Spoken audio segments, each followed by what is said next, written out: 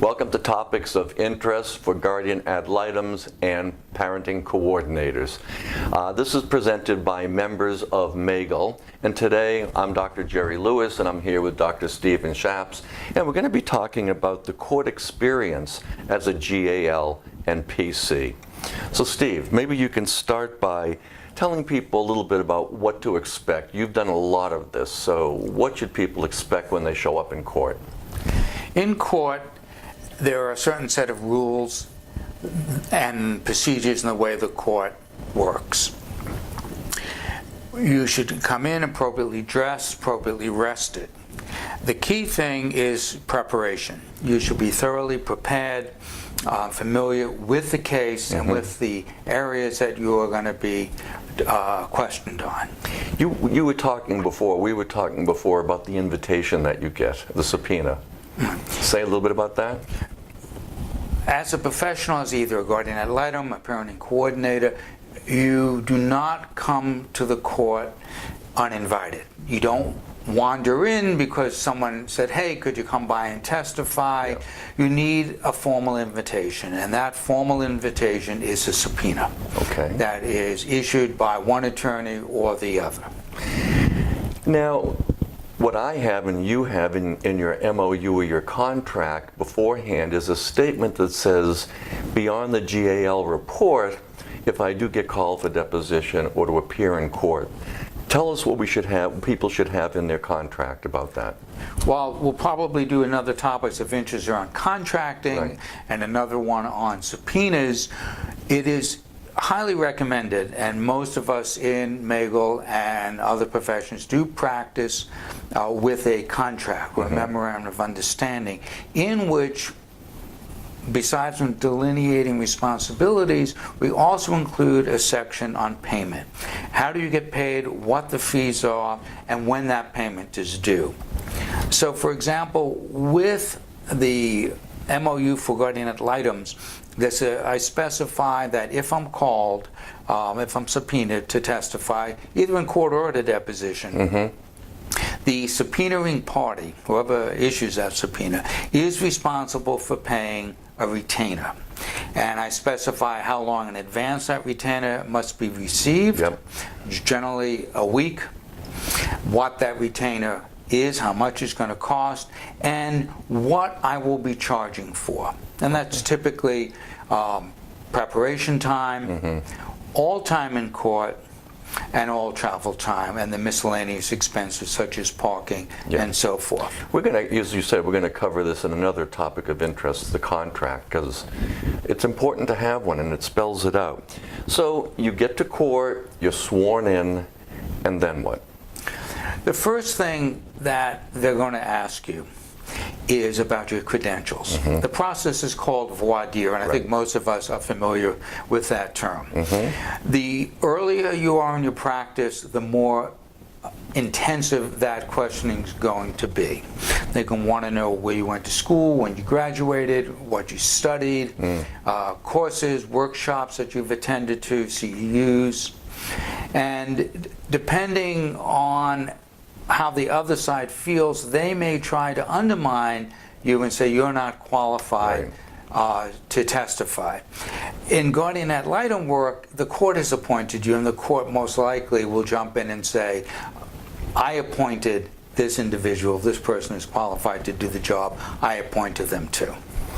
Okay, so after you go through that, then the next part is the questioning, and what we talked about is if one side is more in favor, they're going to be lobbing easy questions for you to respond to, and yet the other side might cross-examine. Can you say a little bit more about that? Sure. Oftentimes you're brought in and subpoenaed to come in to testify on a guardian ad litem case because the party issuing the subpoena thinks you have something good to say about their client. Right. Sometimes that's true, sometimes that's not true, but attorneys like to think that you're going to be favorable to their position. So that attorney is going to give you softball questions. They're going to give you more of a chance to respond. They're going to ask you broader questions. On cross-examination, when the other attorney gets their shot at you, they may ask very specific questions, and they are definitely going to try to undermine what you've said that's not in favor of their client. So one of the things I would think you have to be cautious about is when you're getting the softballs, don't go on and on. Really still try to stay focused specifically on the question. So maybe you can address a little bit more about the type of questions that either attorney will be giving you. Regardless of which attorney is giving you a question, the important thing to do, and I think most mental health professionals are really good at doing this, is listen. However, court is a different arena than your office. It's not your space, it's a different space. And it's very normal to be anxious, and even I'm anxious when I go into court, and that's okay, as it serves to keep you alert and on your toes. However, don't let that anxiety get the better of you. Listen to the question. Right. All questions have a beginning, middle, and end, and when the attorney gets to the end of that question, make sure you know what you're being asked. So don't just answer immediately. Take a breath, take a moment to digest the question, and also it gives everyone time to listen and think about what was asked of the witness. If you don't have a flying idea what was asked, you need to address that. And you'll say, not, attorney, I don't have a flying idea what you just asked me. You'll say, excuse me, counselor, I'm not clear what you're asking me. Could you clarify? Now, there's a tendency, particularly for early career folks who don't have much experience in court, is to do the attorney's work for them, and to say, well, you've asked me about a time early on in the relationship, then you asked me a time also about last week about an event that happened. Which of these do you want me to respond to? That's not your job.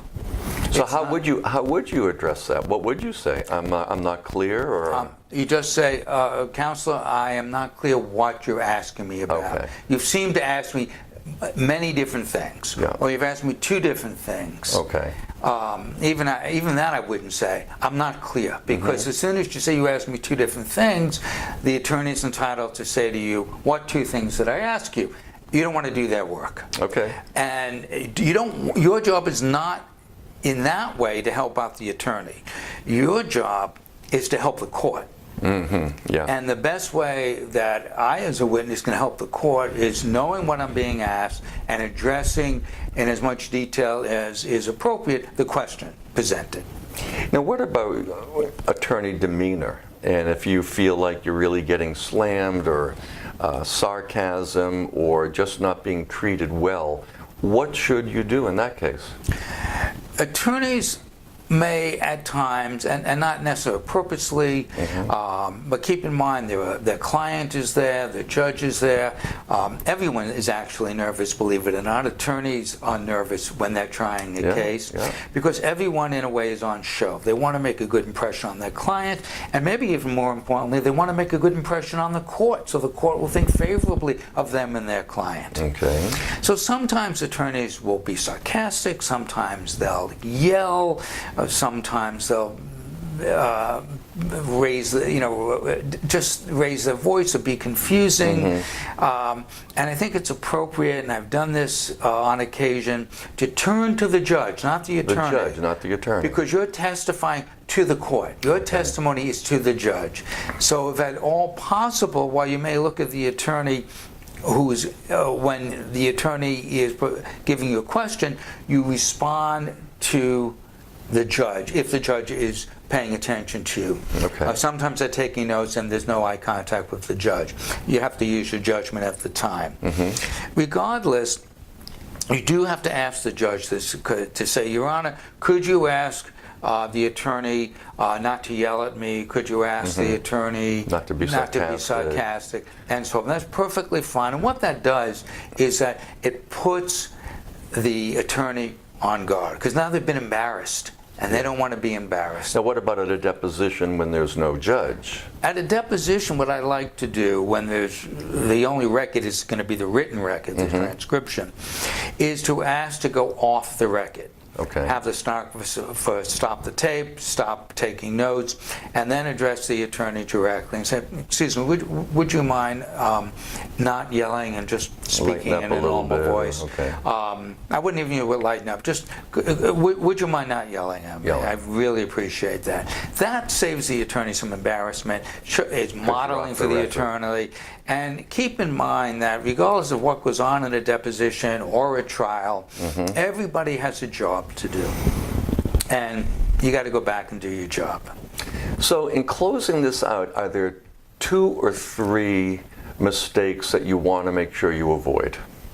How's that for a reverse question? If that was on the stand, I would say to you, could you be more specific? That's a very, very broad question. Okay. And very difficult to answer if you're on the stand. It's a great example of if you're given something like that, how are we going to respond to that? So you said, are there general, now let's play with this. All right, okay. Are there general questions, are there mistakes that you want to avoid making? Okay. So if you're an attorney, I say, can you be more specific? All right. But let me answer this because this is Go for a it. discussion about being in court, is that you want to, first of all, as I said a little bit, answer a specific question. You don't have a specific question, ask for it. Okay. If you've got 2 questions, say, Counselor, you've asked me 2 questions. Which one would you like me to answer? Without repeating the question, make them do the work.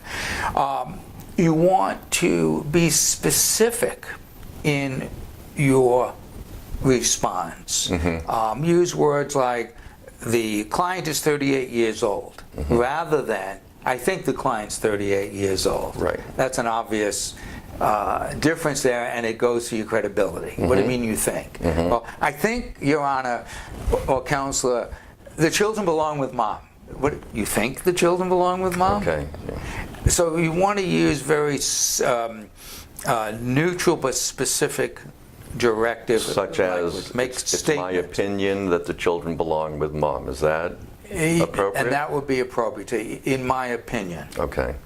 And that way you own what you're saying, and you also establish that as an opinion. Another mistake that people make is that they go on and on and on. Yeah.